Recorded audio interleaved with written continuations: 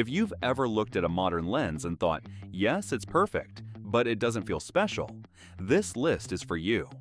Because some vintage lenses didn't just capture images differently, they made photography feel different. And somewhere between an old Takumar, a legendary Nikon portrait lens, and one piece of Leica glass that still feels untouchable, this list turns into something much bigger than nostalgia. Welcome to Alt Buzz Lenses, where we talk about glass the way it actually feels to shoot with it. If that already sounds like your kind of conversation, hit subscribe right now, because this channel exists for exactly the photographers who feel what we're about to talk about.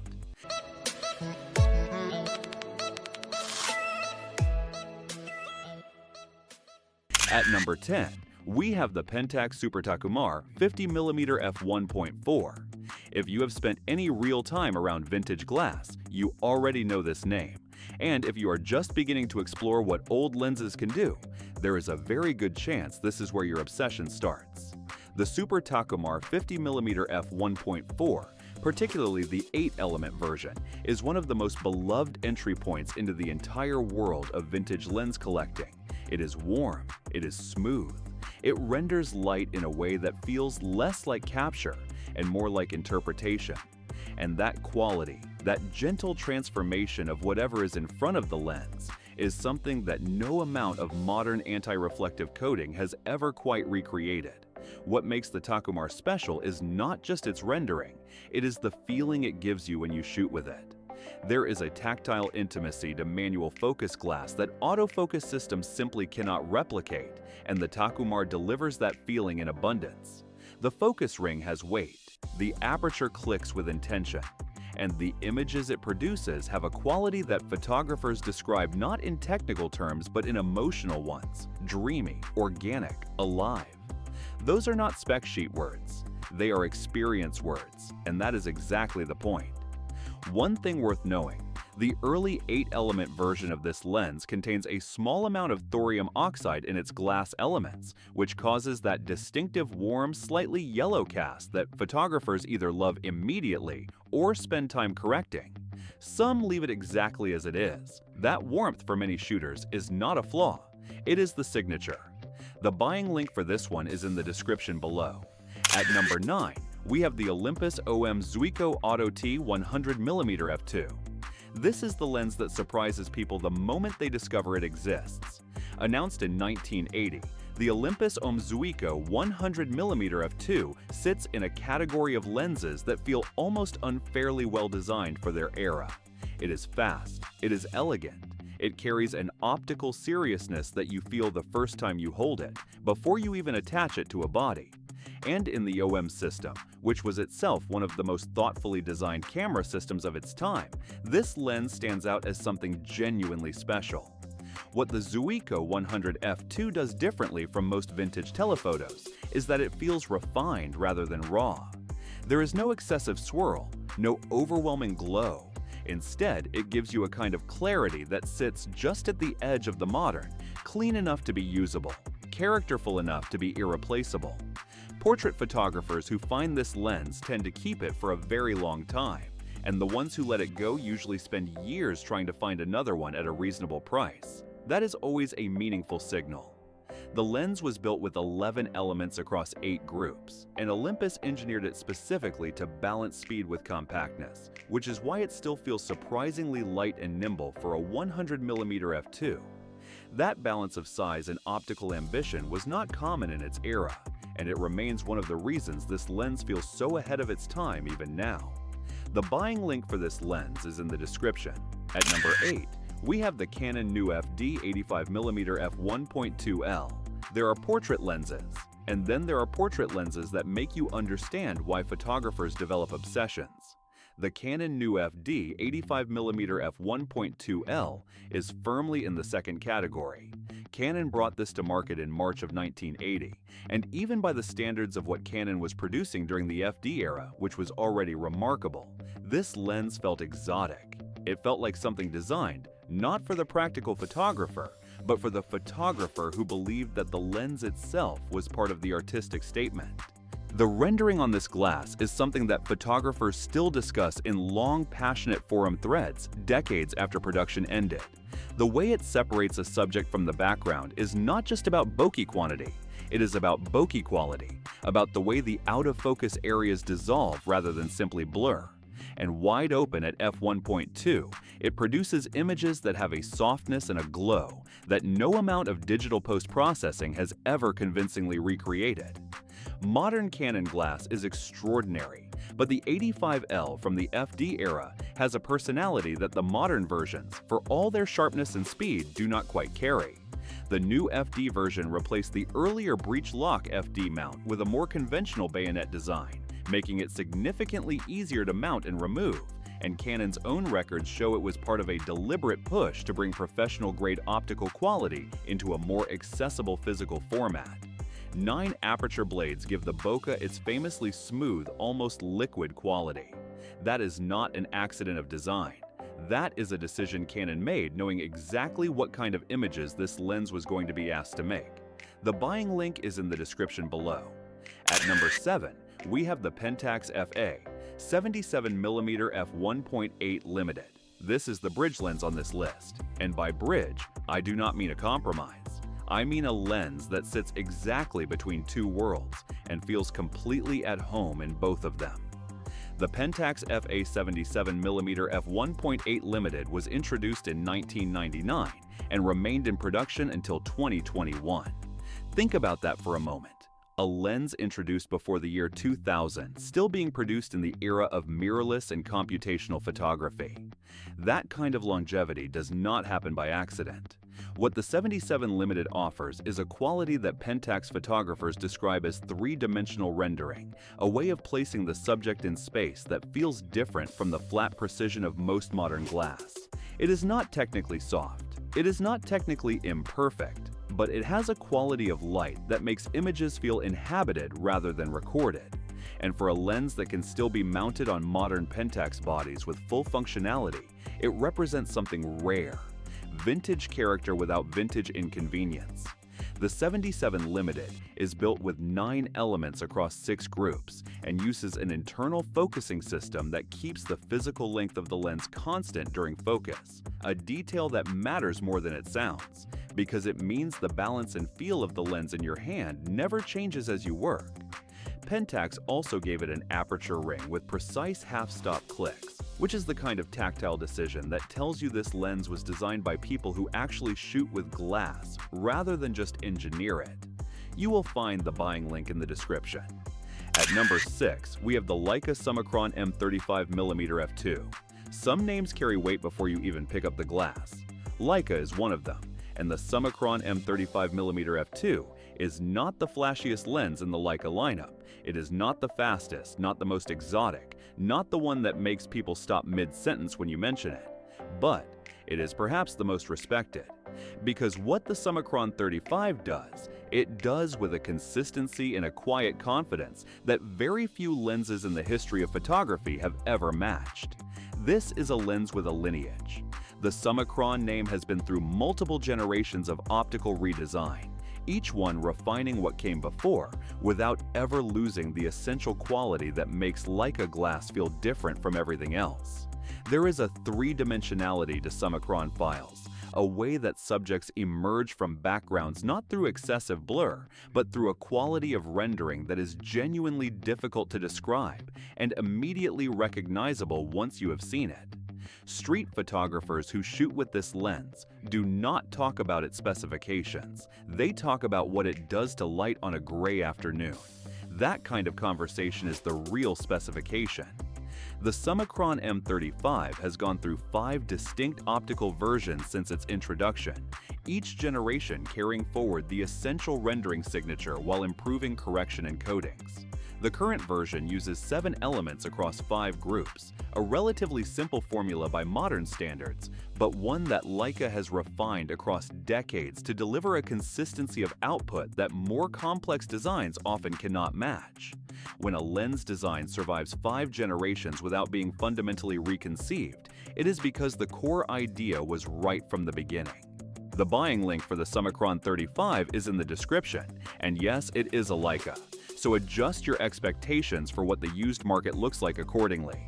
If you are finding this list speaks to you the way vintage glass does, hit subscribe. We cover gear at this depth every week, and this channel is built for exactly this conversation. At number 5, we have the Olympus OM Zuiko Auto Macro 90mm f2. This is the lens on the list that changes the argument, because up until this point you might have sensed a pattern: fast 50s, portrait telephotos, glass built around the way it renders a face in soft light. But the Olympus OM Zuiko Auto Macro 90mm f2 is proof that vintage character is not confined to one kind of photography or one kind of vision. Dating to 1986, this is one of the most admired Olympus specialties ever manufactured, and it earns that admiration through capability rather than mystique. What makes this lens extraordinary is its combination of macro precision and portrait quality rendering, two qualities that rarely coexist at this level. It is a lens built for the photographer who needs to get close and still wants the image to feel like art rather than documentation. The resolution it delivers at close focus distances, on film, or on a modern sensor via adapter is the kind of resolution that makes you reconsider what vintage glass is actually capable of. This is not a lens for nostalgia. This is a lens for photographers who demand both technical performance and visual soul from the same piece of glass. The 90mm f2 achieves a maximum magnification of 1:2 without any additional accessories, meaning true half-life size reproduction straight out of the box at an aperture that gives you genuinely usable depth of field control, even at close distances. Olympus built it with 13 elements across 11 groups, a complex formula that was specifically designed to maintain edge-to-edge sharpness at macro distances where most lenses visibly fall apart. The fact that it also renders portraits beautifully was almost a bonus. Almost. The buying link for this one is in the description. At number 4, we have the Nikon Nikkor 105mm f2.5. There are lenses that earn their reputation through marketing, and then there are lenses that earn their reputation through decades of photographers returning to them again and again and finding that the images still hold up. The Nikon Nikkor 105mm f2.5 is in the second category. Nikon traces the optical design lineage of this lens back to 1949. The production lineage begins in 1954. That is not just history. That is a lens that spent more than half a century proving itself before the modern era even began. What photographers come back to with this lens is its rendering under difficult light. Not its performance in ideal studio conditions. Any decent modern lens will outperform it there. But in the kind of light that actually challenges glass, late afternoon, low contrast, scenes where the separation between subject and environment is subtle and demanding, the 105 Nikkor produces images that feel earned. There is a weight to the out-of-focus areas, a density to the subject rendering, a quality that Nikon's own history simply describes as beautiful, and that is a rare piece of understatement from an engineering company. Steve McCurry's photograph of the Afghan girl, one of the most recognized portrait images in the history of photography, was shot on a Nikon body with this exact lens. That single fact tells you more about the 105 f2.5's portrait credentials than any technical test ever could. The lens uses a 5-element formula in 4 groups, a design so optically well judged that Nikon kept it largely unchanged across multiple generations of the AI and AIS era. When the formula does not need fixing, you do not fix it. The buying link is in the description. At number 3, we have the Canon FD 55mm f1.2 S.S.C Aspherical. This is where the list changes register, because up until now, we have been talking about lenses that are special, lenses with character and history, and a rendering quality that modern glass cannot replicate. But the Canon FD 55mm f1.2 S.S.C Aspherical is something beyond special. Canon marketed it in March of 1975, and what made it significant at that moment was not just its speed, though f1.2 was extraordinary, but the technology it represented. This was one of the earliest production lenses to use an aspherical element, a design choice that required manual grinding of each element and resulted in a lens that was both optically advanced and almost impossibly difficult to manufacture. Very few of these were ever produced, and the ones that exist carry a weight, both physical and metaphorical, that you feel immediately. Wide open, it is not perfectly sharp by modern standards, but it is expressive in a way that sharp by modern standards simply is not. There is a quality to the way it renders point light sources, to the way it handles high contrast scenes that photographers describe as painterly and mean it as the highest possible compliment. Canon produced fewer than 3,000 units of this lens across its entire production run, a number so small that it borders on the artisanal for a major manufacturer. Each aspherical element was ground and polished by hand, a process so labor-intensive that it made mass production essentially impossible. That scarcity is part of the legend, but it is not the whole story, because the images this lens produces would be remarkable regardless of how many were made. The rarity just makes finding one feel like something more than a transaction. Link in the description if you want to track this one down, and tracking it down is genuinely the right framing, because finding a clean example is a search, not a purchase. At number 2, we have the Nikon Noct-NIKKOR 58mm f1.2. You can feel the shift when this lens gets mentioned. The Nikon Noct-NIKKOR 58mm f1.2 is not just a famous vintage lens. It is a lens that exists in a category that only a handful of pieces of glass in the entire history of photography have ever reached. Designed in 1977, the Noct was built to solve a problem that most lenses did not even acknowledge: the way that fast glass renders point light sources at night. The comet-like aberrations and smearing that plagued wide-aperture lenses in low light. Nikon's answer was a hand-ground aspherical element and a design philosophy that prioritized real-world night shooting over controlled condition performance. The result is a lens that still gets reviewed in the modern era, not as a historical artifact, but as a legitimate creative tool with a rendering quality that remains unmatched. The way the Noct renders bokeh in night scenes, the way it holds structure in shadows, the way it makes a city at midnight feel like a place worth studying.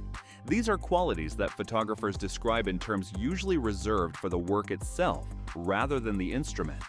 This is not a lens you buy to show people. It is a lens that changes how you see.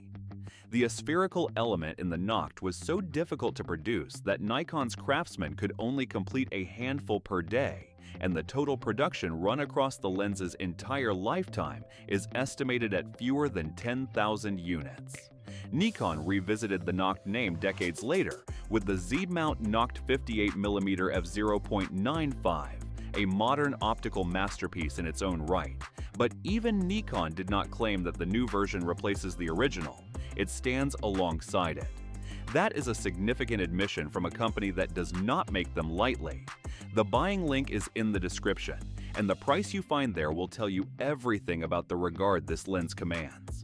At number 1, we have the Leica Noctilux 50mm line. There are moments in a list like this where you stop and just let the name sit for a second. This is one of those moments. Leica established the Noctilux name in 1966 around a single idea: creative freedom in low light.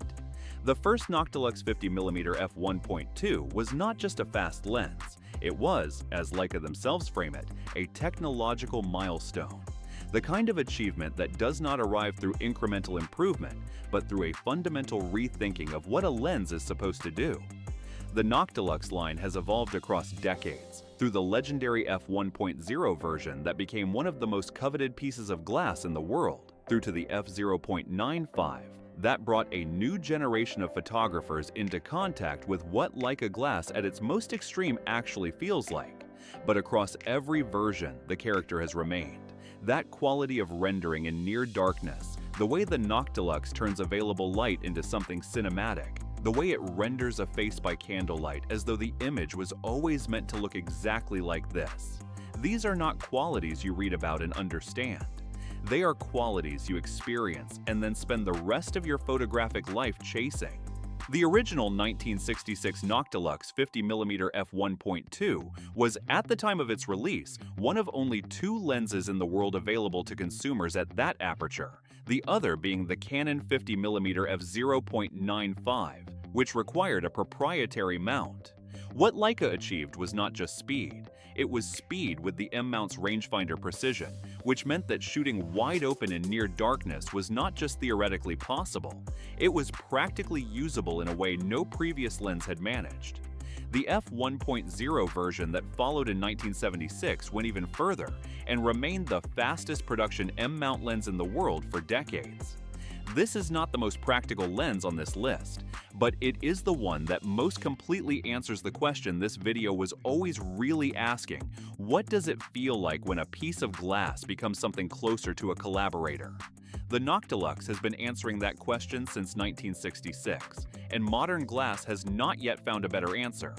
The buying link is in the description, and if the number makes you pause, good. That pause is the beginning of understanding what makes it worth it. If this list spoke to you the way vintage glass does, you already know where the subscribe button is. Hit it. Because the conversations ahead are worth being part of. Some lenses are tools, some are something else entirely. The 10 on this list are not just old alternatives, they are voices that modern perfection never quite silenced, and that, more than any spec or score, is why they still matter.